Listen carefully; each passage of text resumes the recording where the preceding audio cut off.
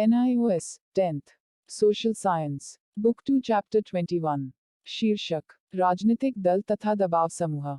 इस पाठ से हम निम्नलिखित तथ्यों को स्पष्ट रूप से समझ सकेंगे। 1. राजनीतिक दलों की प्रमुख विशेषताओं को विस्तार से समझ सकेंगे। 2. भारत में राजनीतिक दलों का वर्गीकरण कर सकेंगे। 3. भारत की लोकतांत्रिक सरकार में राजनीतिक दलों की भूमिका एवं कार्यों की चर्चा कर सकेंगे। 4. भारत के राष्ट्रीय एवं क्षेत्रीय दलों के बीच अंतर कर सकेंगे। 5. राष्ट्रीय राजनीतिक दलों की प्रमुख नीतियों का उल्लेख कर सकेंगे। 6. राजनीतिक दलों एवं दबाव हित समूहों के बीच अंतर स्पष्ट कर सकेंगे। 7. दबाव समूहों और हित समूहों की भूमिका का आकलन कर सकेंगे। 8. हमारे दैनिक जीवन पर राजनीतिक दलों के प्रभाव का विश्लेषण कर सकेंगे। 9. राजनीतिक दल के आशय की व्याख्या कर सकेंगे। प्रश्न 1. दबाव समूह क्या होता है? उत्तर: दबाव समूह एक अथवा अधिक समान उद्देश्य या हित रखने वाले व्यक्तियों का संगठन है जो अपने हितों की रक्षा करने और उन्हें आगे बढ़ने के उद्देश्य से सरकारी नीति का निर्धारण तथा उनको लागू कराने से संबंधित कार्यों को प्रभावित करने का प्रयत्न करते रहते हैं। वियोकी के शब्दों में, दबाव समूह सरकारी नीति को प्रभावित करने के लिए बनाए जाने वाले निजी संगठन है। प्रश्न 2. राजनीतिक दल का अर्थ स्पष्ट कीजिए। उत्तर: राजनीतिक दल औपचारिक सदस्यता वाले लोगों का एक संगठित समूह होता है। इसके सदस्यों में राजनीतिक व्यवस्था से संबंधित सिद्धांतों, नीतियों तथा कार्यक्रमों में सामान्य सहमति होना आवश्यक है। यही नहीं, राजनीतिक दल संवैधानिक तरीके से राजनीतिक शक्ति को प्राप्त करना चाहता है। यह संस्था समान विचारधारा की समर्थक ही नहीं, अपितु जन समस्याओं संबंधी विषयों की एकरूपता पर बल देती है। विभिन्न राजनीतिक विचारकों द्वारा इसकी अलग अलग परिभाषाएं दी गई है। एक विचारक के मत में यह नागरिकों का संगठित समूह है, जो राजनीतिक विचारों पर एक जैसी धारणा रखते हैं तथा जो एक राजनीतिक इकाई के रूप में सरकार पर नियंत्रण रखते हैं। एक अन्य विचारक के अनुसार राजनीतिक दल, नागरिकों का एक समूह है, जो कमोवेश संगठित हो, जो एक राजनीतिक इकाई की तरह कार्य करते हैं और अपनी मतदान की शक्ति से सरकार को नियंत्रित करके रखते हैं तथा अपनी नीतियों को कार्यरूप देते हैं। प्रश्न 3. राजनीतिक दलों व दबाव समूहों में कोई दो अंतर बताएं। उत्तर: 1. दबाव समूह की तुलना में राजनीतिक दल का संगठन बहुत अधिक व्यापक होता है। राजनीतिक दल सामान्य हितों का प्रतिनिधित्व करते हैं, जबकि दबाव समूह किसी एक अथवा कुछ हितों का ध्यान रखते हैं। 2. राजनीतिक दल शासन, सरकार पर नियंत्रण प्राप्त करने का प्रयत्न करते हैं, परंतु दबाव समूह केवल अपने सदस्यों के हितों से संबंधित नीति में दिलचस्पी रखता है, सरकार पर नियंत्रण प्राप्त करना नहीं चाहता, सरकार पर केवल दबाव डालता है। प्रश्न 4. राजनीतिक दल की प्रमुख विशेषताएं लिखिए। उत्तर: राजनीतिक दल की मुख्य विशेषताएं निम्नलिखित है। 1. राजनीतिक दल लोगों का एक संगठित तथा व्यापक समूह है। 2. यह संगठित समूह समान नियमों तथा समान लक्ष्यों पर बल देता है। 3. जन समस्याओं पर इस समूह के सदस्य सामान्यतः एक जैसी धारणा रखते हैं। 4. जन समुदाय के सामूहिक प्रयासों से राजनीतिक शक्ति प्राप्त करने का प्रयत्न करते हैं। 5. सरकार को नियंत्रित रखने के लिए संवैधानिक साधनों तथा चुनावों का प्रयोग किया जाता है। 6. इसके उद्देश्य के अंतर्गत घोषित नीतियों तथा सरकारी गतिविधियों पर बल दिया जाना चाहिए। प्रश्न 5. राजनीतिक दल किसे कहते हैं?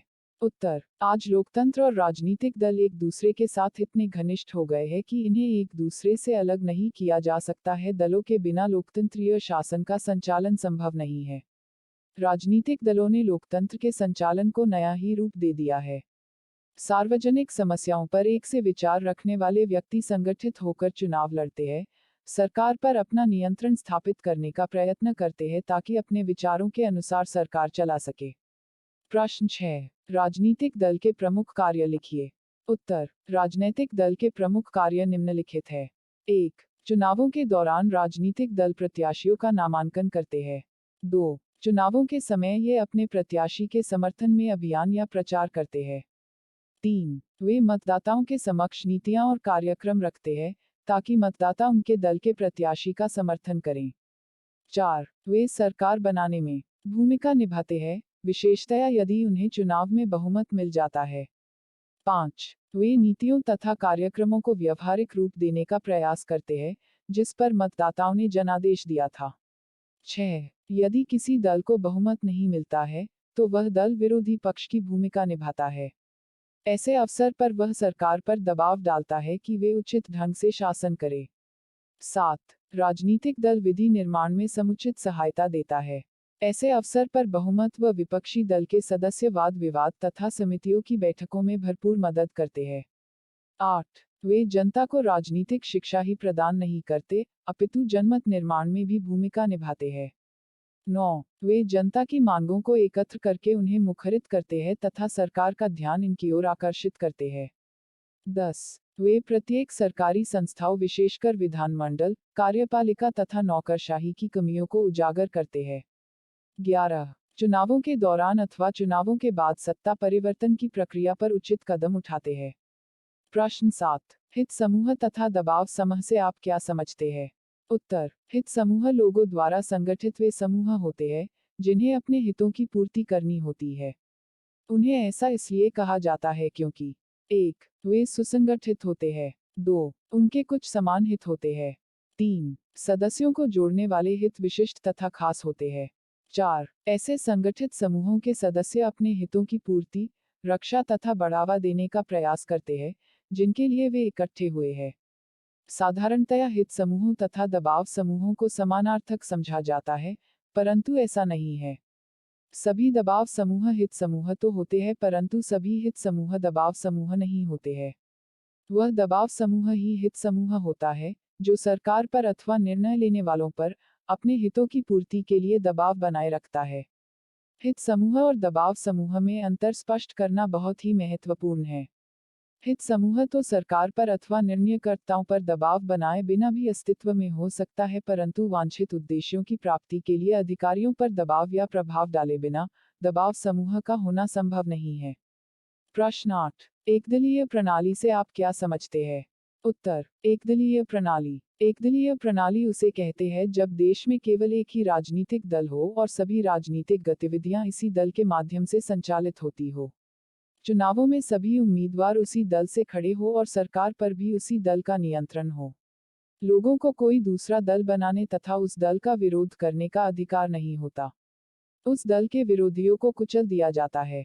हिटलर और मुसोलिनी के समय जर्मनी व इटली में एकदलीय व्यवस्था थी। एकदलीय प्रणाली कहीं ना कहीं तानाशाही को स्थापित करती है, लोकतंत्र को नहीं। प्रश्न 9. क्षेत्रवाद रीजनलिज्म किसे कहते हैं? उत्तर: क्षेत्रवाद उस भावना को कहते हैं जिसके अंतर्गत देश के किसी भी क्षेत्र के लोग भाषा, धर्म, संस्कृति, भौगोलिक स्थिति, आर्थिक एवं राजनीतिक कारणों से अपने को अलग समझकर अपने क्षेत्र के विकास के लिए प्रयत्नशील रहते हैं। प्रश्न 10. राजनीतिक दल और हित या दबाव समूहों में अंतर बताएं। उत्तर: राजनीतिक दल लोगों का एक ऐसा समूह है जो एक विचारधारा में विश्वास करता है तथा सार्वजनिक गतिविधियां करता है। राजनीतिक दलों तथा हित व दबाव समूहों में निम्नलिखित अंतर है। राजनीतिक दल व हित व दबाव समूह। 1. राजनीतिक दल राष्ट्र या लोकहित में कार्य करते हैं। हित दबाव समूह उन्हीं लोगों के हित में कार्य करते हैं जिसके लिए वे गठित होते हैं। 2. राजनीतिक दल सत्ता प्राप्ति या सरकार का नियंत्रण करते हैं। राजनीतिक दलों की सदस्यता सभी लोगों के लिए खुली रहती है, परंतु दबाव समूह सत्ता प्राप्ति का प्रयास नहीं करते, बल्कि निर्णय प्रक्रिया को प्रभावित करने का प्रयास करते हैं। प्रश्न 11. द्विदलीय व्यवस्था से आप क्या समझते हैं? उत्तर: द्विदलीय व्यवस्था जिन देशों में मुख्य रूप से दो राजनीतिक दल होते हैं, उसे द्विदलीय व्यवस्था वाला देश कहा जाता है। लेकिन इसका मतलब यह नहीं है कि वहां अन्य राजनीतिक दल का अस्तित्व नहीं होता। द्विदलीय प्रणाली वाले देशों में राजनीतिक दल होते अवश्य है, लेकिन विधायिका में उनके सदस्यों की संख्या नामात्र की होती है। इसलिए दो मुख्य दल ही देश की राजनीति को प्रभावित करते हैं, जैसे अमेरिका में रिपब्लिकन और डेमोक्रेटिक पार्टी ही मुख्य दल है। प्रश्न 12. बहुदलीय प्रणाली किसे कहते हैं? उत्तर: जब आम चुनाव में बहुत से राजनीतिक दल भाग लेते हैं और विधानपालिका में किसी एक राजनीतिक दल को स्पष्ट बहुमत प्राप्त नहीं होता, तब ऐसी स्थिति में दो या दो से अधिक राजनीतिक दलों का एक दूसरे को समर्थन देने अथवा एक दूसरे से मिल जाने के बाद जो सरकार बनाई जाती है वह गठबंधन वाली सरकार है। अर्थात राजनीतिक क्षेत्र में कई दलों का प्रभाववादी होना बहुदलीय प्रणाली कहा जाता है। प्रश्न 13. भारत में क्षेत्रवाद के उदय के क्या क्या कारण हैं? उत्तर: 1. भौगोलिक कारण। देश की विशालता, भौगोलिक तथा सांस्कृतिक भिन्नता ने क्षेत्रवाद के विकास में विशेष योगदान दिया है। 2. ऐतिहासिक कारण। प्राचीनकाल से ही भारत में अनेक छोटे छोटे राज्य रहे तथा आपस में वैमनस्य भी रखते रहे। 3. भाषा की भिन्नता। भारत में अनेक भाषाएं बोली जाती है तथा सभी अपनी भाषा के प्रति अपनत्व रखते हैं। 4. सांस्कृतिक भिन्नता। भारत विभिन्न संस्कृतियों का देश है। यहाँ भिन्न भिन्न क्षेत्रों में रहन सहन, वेशभूषा, खान पान तथा परंपराओं की भिन्नता विभिन्न क्षेत्रवासियों में अलगाव उत्पन्न करती है। 5. राजनीतिक कारण। अनेक राजनीतिज्ञ अपने स्वार्थ पूर्ति के लिए क्षेत्रीयता की भावना को विकसित करते हैं। 6. आर्थिक पिछड़ापन। कुछ क्षेत्रों के आर्थिक रूप से पिछड़े होने से वहां निरंतर असंतोष फैला है। अतः पिछड़े क्षेत्र के लोग पृथक प्रांत की मांग को लेकर आंदोलन कर रहे हैं। प्रस्तुति समापन। आपका धन्यवाद। Disclaimer. This notes has been made after a lot of research, yet the accuracy of the answers may vary. The author assumes no responsibility or liability for any errors or omissions in the content of this notes.